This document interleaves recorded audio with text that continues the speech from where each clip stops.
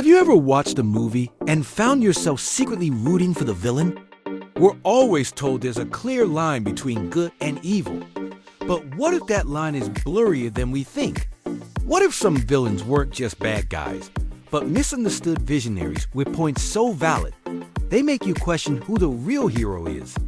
Today, we're diving deep into the complex minds of four iconic antagonists who might have been 100% right. Get ready to have your perspective on cinematic villainy completely shattered. First up, the Mad Titan himself, Thanos. Okay, hear me out. His method snapping away half of all life was extreme and horrifying. No one's debating that. But let's look at his motive. Thanos witnessed firsthand his home planet, Titan, collapse into ruin because of overpopulation and resource depletion. He warned them. They called him a madman, and then they all perished. His universal solution was born from genuine trauma and a desperate desire to prevent other civilizations from suffering the same fate. He wasn't driven by greed, power, or a thirst for chaos. He saw a universe spiraling towards self-destruction and believed he was the only one with the will to enact a painful but necessary course correction. His goal was balance, sustainability, and ensuring a future where the survivors could thrive scarcity. He even said it himself, a grateful universe. While the Avengers fought to restore the status quo, Thanos was trying to solve a fundamental cosmic problem. Was his plan monstrous? Absolutely. But was the problem he identified real? You bet it was. Next, let's talk about Eric Killmonger from Black Panther. This isn't your typical villain seeking world domination.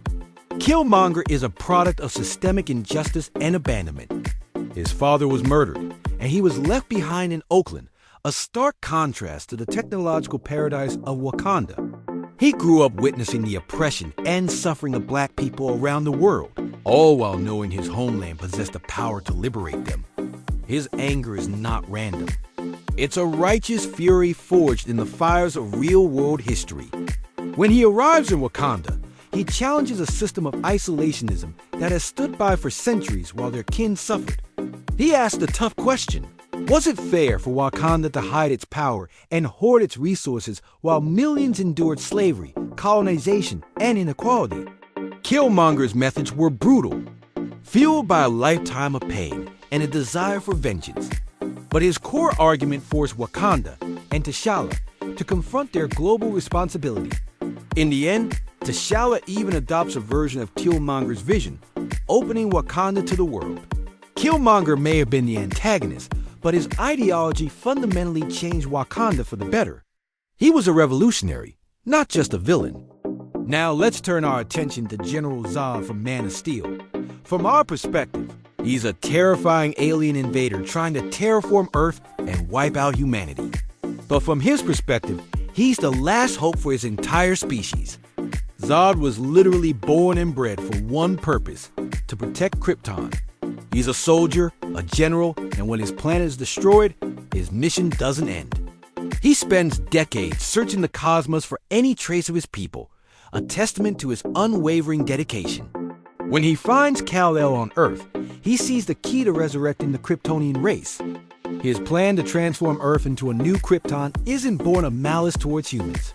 It's born of a desperate primal instinct to save his people from extinction. Humanity is simply an obstacle, a tragic but necessary sacrifice in his mind. Think about it. If you had the chance to save your entire species from oblivion, but it meant displacing another, what would you choose? Zod's loyalty is to Krypton. He's not evil. He's a patriot pushed to the absolute extreme. His final anguish cry when Superman destroys the Genesis Chamber is the sound of a man watching his last hope for his people turn to dust. Finally, we must discuss one of the most complex characters in all of fiction, Magneto. A survivor of the Holocaust, Eric Lehnsherr knows firsthand the absolute worst that humanity is capable of.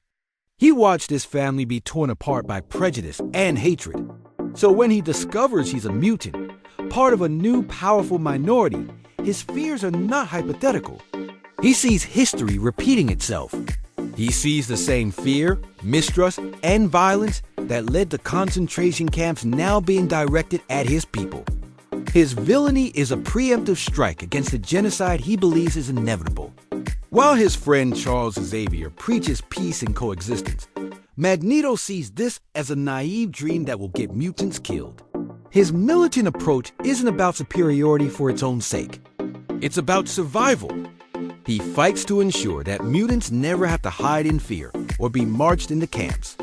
He's seen humanity's darkness up close, and he refuses to let his people become its next victims. Is he an extremist? Yes, but is his fear justified by both his personal history and the actions of anti-mutant groups in the stories? Absolutely.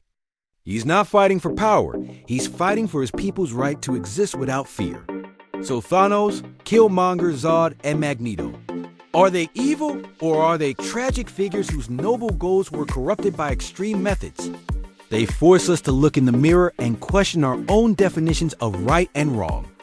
They highlight real-world problems, resource scarcity, systemic injustice, the instinct for survival, and the dangers of prejudice.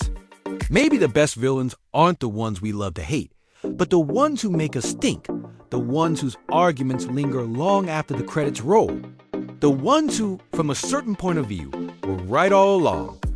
What do you think? Are there other villains you believe had a point? Let me know down in the comments. I'd love to hear your thoughts on this.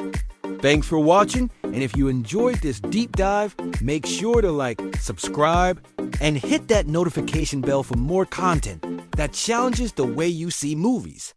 See you in the next one.